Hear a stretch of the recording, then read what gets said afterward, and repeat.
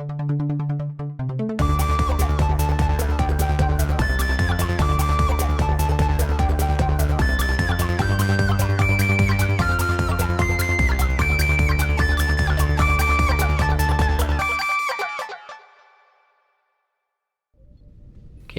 Part 2.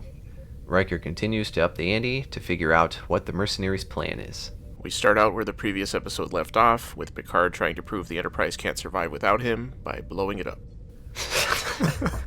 You know, people who watched this video first have already clicked away. But Worf tells Captain Data that the shots are doing negligible damage. Data orders them to kill power to certain decks to provide the illusion that the ship is actually damaged, and they fire back with reduced phasers. Baran tries to keep fighting, but reluctantly ends up retreating, and Data lets them go over Worf's protests. He's got an ace up his sleeve. Troy's looking over the footage of Riker for some kind of hidden message, and Data says they're just going to wait there, much to Worf's annoyance. Geordi finally finds a secret signal in the command codes sent by Riker. How the hell would he hide something in there? How do you even do that? He's quick on his feet.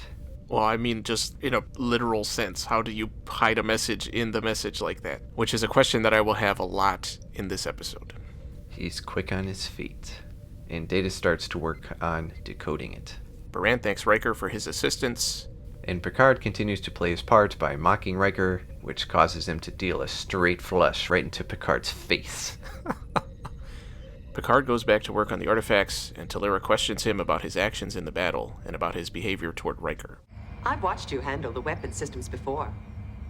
You know exactly how to bypass a problem like that. At that moment, one of the artifacts is a positive match for whatever they're looking for, which pleases Baran, and he's already good buddies with Riker, because we only got 45 minutes. He tells Riker they have one more artifact to find, and then he can get rid of Picard. And Baran tells Riker to find out who is on Picard's side, because he fears a mutiny. Data figures out that the hidden message sent by Riker is a flight plan for the mercenary ship. How would Riker have even known where they were going to go? At that point, they were still trying to attack the outpost and extract the artifacts. He's quick on his feet.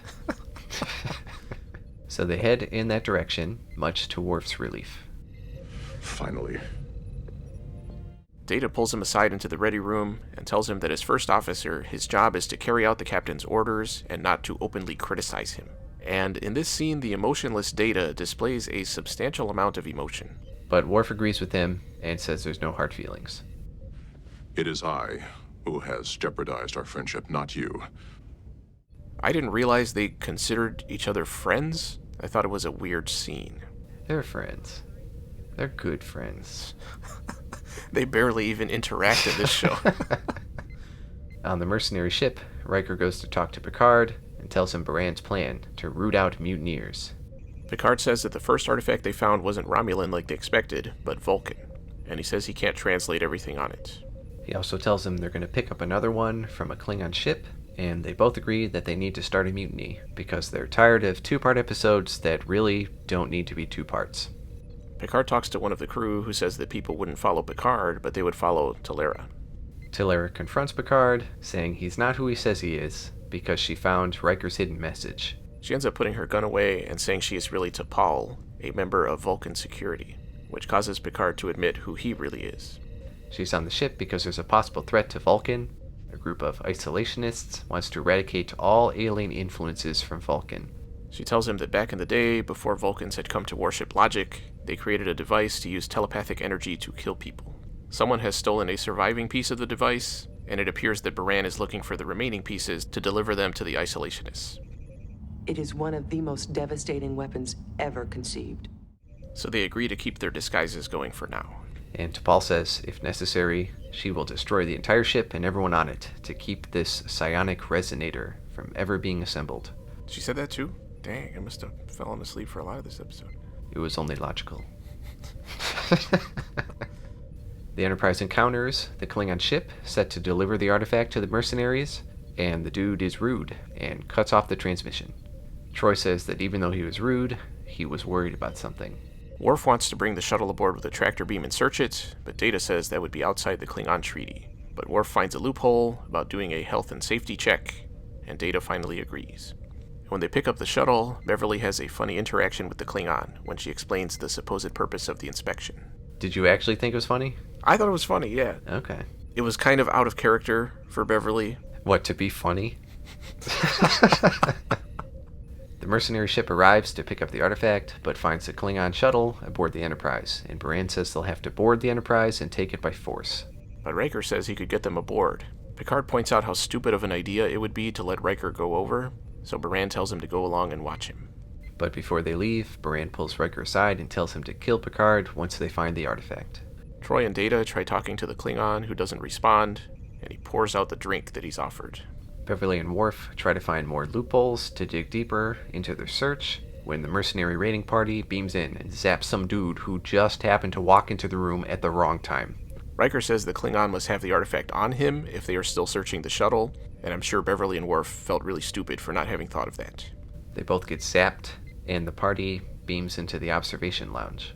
Picard finds the artifact on the Klingon, and Riker tries to zap him, but Picard hits the QuickTime button just in time, and shoots back, but he hits Riker's stunt double by mistake. Nevertheless, he kills him. Picard beams out with the remainder of the party and deals Baran a full house right to the face.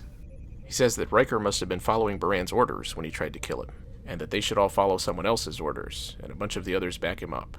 When Baran pulls out his pain remote, it turns out Picard has changed the codes or something, so Baran just kills himself. What good writing. He changed the codes. Did you not see that episode where he assembled those Legos to make a ethic destabilizer by shoving it into a wall of energy with his foot? Picard destroys the pain device and says he'll figure out where they were supposed to deliver the artifacts. On the Enterprise, Riker calls Vulcan to tell them the mercenary ship is on the way with the resonator and T'Pol, but the security dude says they do not have an operative in the field with that mission. Because apparently this one Vulcan knows every possible activity being carried out by their government. You don't know their culture? That's how it could be? Picard confers with T'Pol, saying they were supposed to deliver the artifacts to Vulcan in the first place. He asks her for help translating the markings on some of the pieces, and he says it's weird that the gods of war and death are standing together, because they're usually apart, and he's really eager to find the last piece. And I liked how when he asked T'Pol about it, she said she wasn't an expert, which, even if she's lying, would make sense. But every time they encounter someone from another culture, they seem to know everything about that culture. I mean, it's the same here. I can tell you where every Pizza Hut is.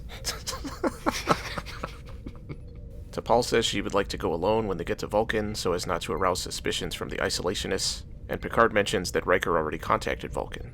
And she's clearly upset about that, even though she tries to pretend she's not.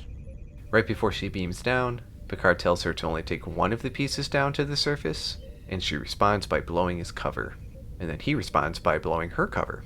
Picard tells them all about the true purpose of the artifacts, but the others say they don't care about that, they just want to get paid. So some of them will beam down to make sure they get paid.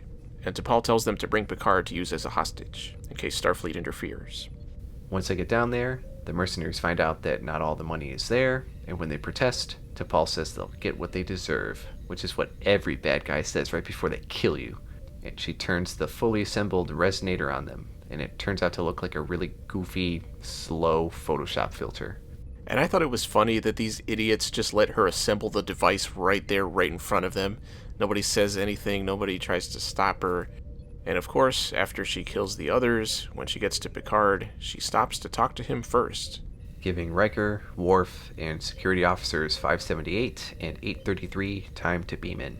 Picard orders them to drop their weapons, saying that the device amplifies violent feelings, which he figured out because the third figure on the resonator is the Vulcan god of peace, and its position between the gods of war and death is a warning that peace can prevent the device from working. Which is a ridiculous conclusion for Picard to just pull out of nowhere on the spot. T'Pol also agrees and turns the resonator on Riker and Worf, but it doesn't work. I thought it was impressive that Worf was able to expunge all aggressive thoughts from his mind. Or maybe he just didn't pay his Adobe subscription for that month. Picard says that the resonator was dismantled because it became useless when peace came to Vulcan, and he takes it from her.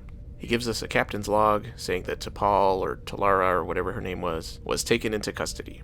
Then they have a whole exposition conversation, where Riker explains that they located Picard by tracking the signal from his neural implant. It's a good thing they knew what that signal was, and that it could be picked up through the walls of the vault, and Picard says that the resonator will be disassembled, and the mercenaries will be detained by the Vulcan and face charges from many races. Picard tells Riker to get them to Starbase, and Riker counters that Picard has been declared dead, so he can't give orders. And Data continues that train of thought, saying Riker is now technically a renegade, having committed numerous offenses against Starfleet. Picard says he's going to bed, and jokes that Data should take Riker to the brig. And lo and behold, that idiotic Season 1 joke music has managed to ooze its way into the last season of this show. Data, he was joking. And you know what? If Data was being so literal, then he should have killed Picard. If he's declared dead, he should be dead. Gambit, Part 2, overall. This part could have saved this two-parter, but it was mostly more of the same, with some really bad explanations for how and why important plot events occurred. When your story relies on nonsensical revelations that were not even hinted at before, that's a sign of incredibly good plotting. Richard Lynch ended up feeling wasted, and the end of his character was not only anticlimactic, but was a prime example of one of those random plot developments that came out of nowhere and was explained by just brushing it off and saying, "Don't worry about it, I changed the codes." Plotting. The information about Vulcan's history could have been an opportunity to flesh out their culture a little bit, but it ended up just being an excuse for the MacGuffin they were after. Picard figuring things out at just the right moment every step on the way was ridiculous and annoying. This episode really just expected the viewers to not think about what they were watching while they were watching it. I felt like the entire motivation for even doing this story was wanting to see Picard and Riker pretending to be enemies and seeing some of the other characters act differently, but they didn't really figure out a way to make it make sense. And they didn't do anything on a character level with that either. We could have at least had some reactions when the rest of the crew found out that Picard wasn't dead, because this whole time they thought he was dead. What a waste of a two-parter. I gave it a D. I agree, this whole two-parter was not very good. I gave part 1 a C-, but I'm going to give this one a D+. I thought this part had a decent build-up, because most of the story didn't really move forward in part 1. For as fast as things were moving here, it made it even more apparent how slow part 1 was. With the bar scene, all that stuff with wrinkles, it was not enough. All the revelations and twists and turns, including Talera's triple cross, was a lot. The humorous moments for me were not only out of place, but not very funny. I feel like a producer saw some other show or movie with a similar moment and ran into the writer's room going, "Stick something in like this, it'll be so good, guys." The end reveal of the most powerful weapon ever conceived, or whatever the hell she was talking about, was a bit of a stretch. Can it only hit one person at a time? If they had more room than a small cave, could they just step out of the way? And having the thing to defeat it be peace was the most Star Trek thing ever. It really detracted from the build-up these two parts had promised us was worth it. It also would have been nice if the other mercenaries had had a little more character development. They didn't have anything to say in conversations that directly affected them until the very end when they'd go, "Yeah," or "No."